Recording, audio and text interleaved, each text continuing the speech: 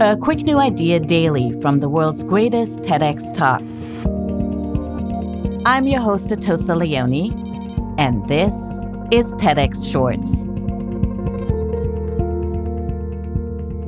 How much can you learn about someone before you actually meet them? From how we dress to our digital footprint, there's so much we say about ourselves before we even speak. Zayna Rose is an image strategist, and she has 3 tips for creating our best, most authentic first impressions. Keep in mind, making great first impressions, it's really not a talent you need to be born with, and it can certainly be learned. You can spotlight yourself in a way that makes it easy for people to find you, relate to you, choose you, and see your true value.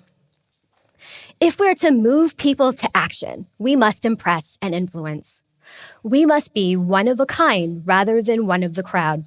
So how do we do this? We can use the first impression as our personal branding hack. First impressions happen in a split second and they're sticky, so they have a very significant and lasting effect on how we're perceived over time. So that could be your profile page, your business page, or anything else. Our challenge is to project the messages we intend to project while we stay memorable and intriguing.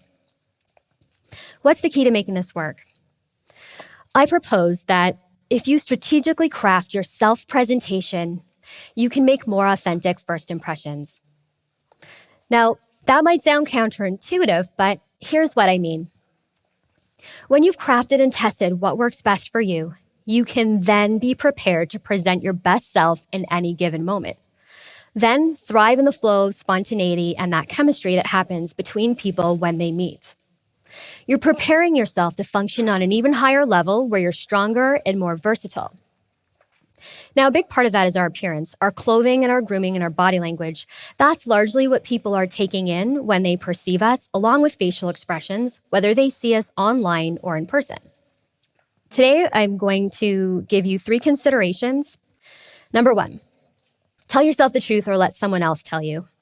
Before you build or rebuild your image, go back to your own foundation and ask yourself to feel raw. No matter how you felt about your style and your communication in the past, find out how you feel about it right at this moment. What do you want it to say? Then get inspired by absolutely anything. So anything from the fine arts to architecture, fashion, travel, nature. Map out your style parameters and figure out which aesthetics get a response from you on a gut level. Also, be light. Have a sense of humor as you go through this process.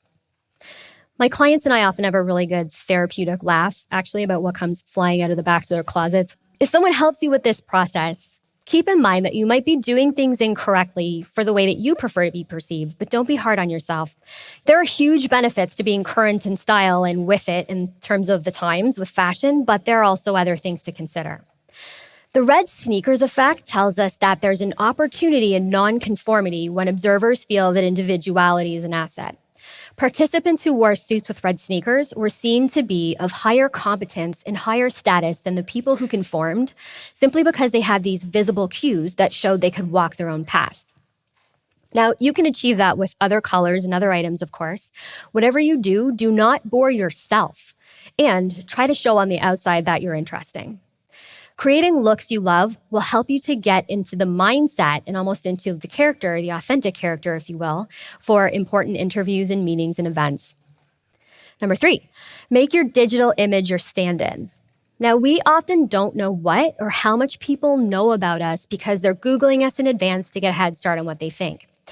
If we're presenting ourselves online, we're marketing ourselves whether we know it or not. We also have a public image whether we like it or not. Remember, the first impressions are sticky. That gives us a lot to think about because digitally we're in so many places at once and there's so much to mold with all our photos and our videos. A good strategy would be to master the in-person first impression first and then tweak for different mediums and different platforms. Now, as you're going through working on all of your photos and your videos, you might go the extra mile to get ready for your close-up, maybe do a little styling, art direction, lighting. Then when it's a normal day and people see you in person, you might look different to them. That is okay. People meet me. Often I'm not as tall as they want me to be or think I should be. And sometimes my complexion looks a lot different to them, and they often have something to say about that. It's quite interesting. Don't let those kinds of comments throw you off your game while you're socializing and networking. Simply be strategic, walk with full confidence, and know that you can be secure. So those are the 3 things I'd really like you to think about. You might find it appropriate to make some small adjustments, or you might want to do a total overhaul. Either way, find strength in a makeover. Makeovers are an act of self-love. They help you to believe in yourself and to see your value from another perspective, and you deserve the extra confidence and strength that they can bring to you. No matter what you do, be clear about who you say you are so people can sense it in a split second. You can use your first impression as a shortcut, like a movie trailer, to the experience of you. When you bring your first impressions into your everyday calculations, it becomes a more automatic thing to explore and contemplate. When you work at your own communication at this level, I propose it will heighten your capacity for insight and compassion, not only for yourself, but for other people. It's really tough to change how you process that first second of a first impression, but the seconds that follow could become more about conscious level thinking and awareness. Out there, this might lead to more open minds for new relationships and new ideas, less negativity, less bullying, less perpetuation of stereotypes because we're not jumping to conclusions and we're asking ourselves questions first. Train yourself to dive deeper into the details in those subsequent seconds. Find the beauty in a style, an object, a person that you did not previously find beautiful. As we know, people are not just their gender, their culture, their skin color, their seemingly odd outfit. They are people who could enhance our lives, people who might teach us, help us, point us in the right direction. If we don't teach ourselves to see beyond and to wonder beyond, we could miss out on so much education, kindness, and joy. At a time when all is getting distilled down to a soundbite, find a way to reach further. Make a statement and intrigue them to look ahead. Tell people who you are before they tell you. The TEDx talk you just listened to was recorded at a TEDx event in Kingston, Ontario. All TEDx events are independently organized by volunteers who believe in TED's mission of ideas worth spreading. Special thanks to the organizing team at TEDxQueensU. Want to listen to more TEDx talks?